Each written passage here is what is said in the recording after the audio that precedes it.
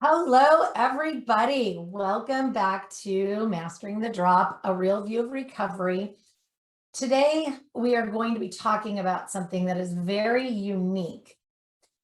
Well, in theory, it's very unique, but as a concept, as a practice, as a way we do things, it is a very unique practice to turning leaves.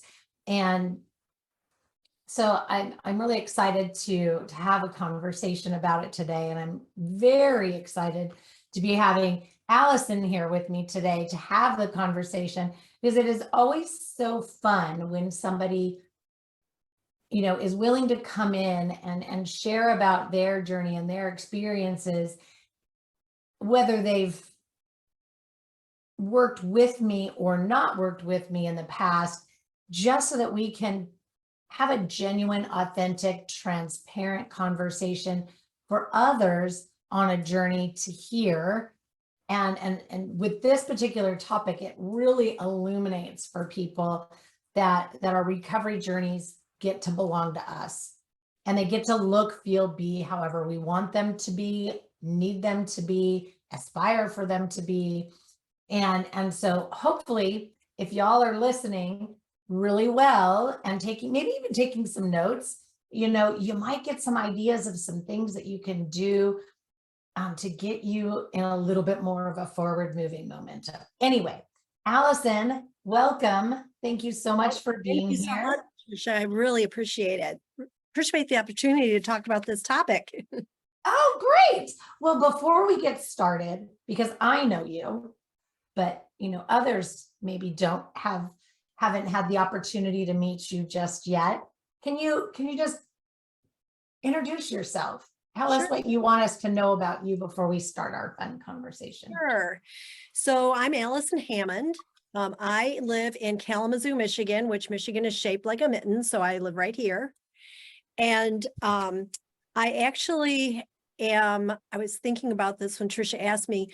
So my background actually is in dance, and in a roundabout way, I ended up being a facilitator, a graphic facilitator, meaning I take graphic notes while people are facilitating. And what I've been thinking about lately when people ask me that is that, dance is learning choreography. So I'm really good at choreographing people to help them make plans for the future.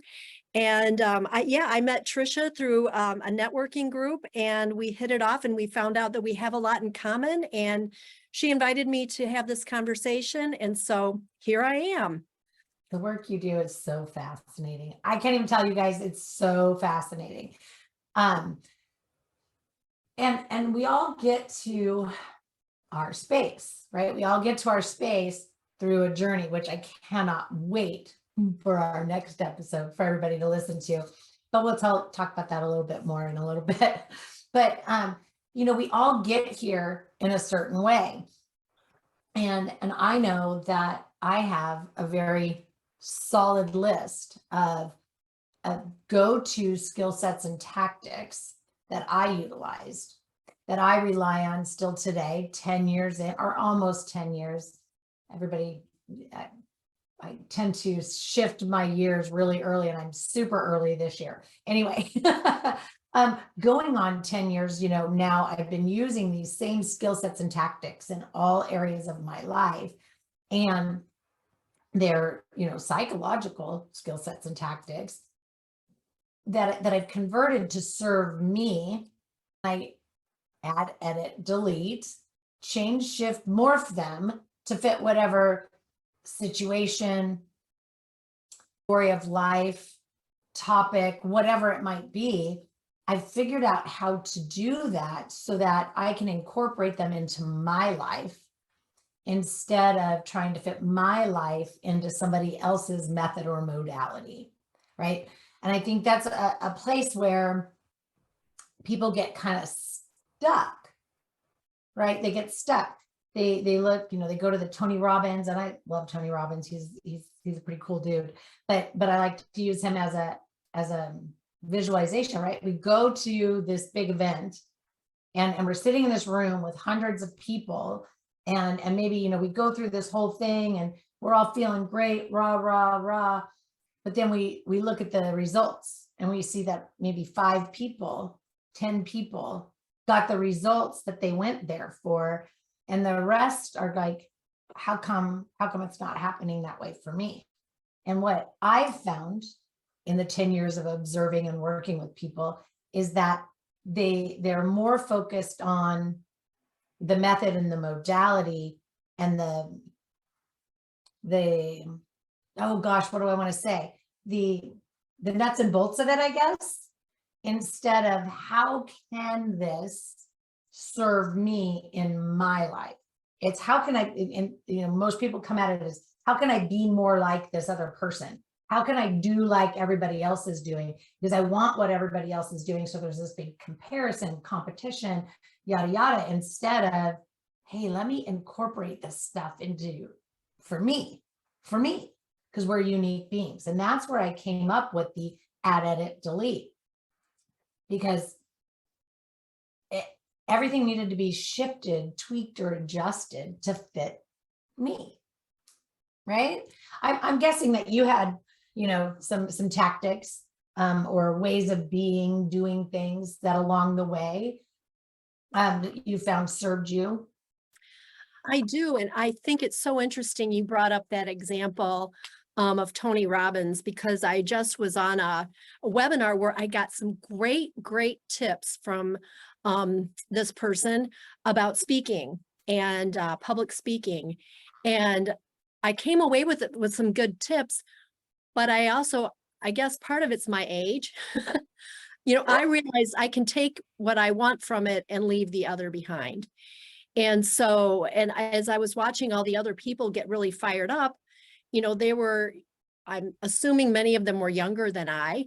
And so maybe that's the first time they heard some of this, but I've been public speaking most of my life. I'm very comfortable public speaking, but I did learn some tips about how to organize some of my speaking. So I guess when I got your notes about, add, edit, and delete, I started thinking about what are some things now that I've been in recovery, which is a new phase in my life. And so one of the things that I've learned is what we talk about that I've really added to my life is that notion of pausing and reflecting instead of the automatic responses I may have had in my life.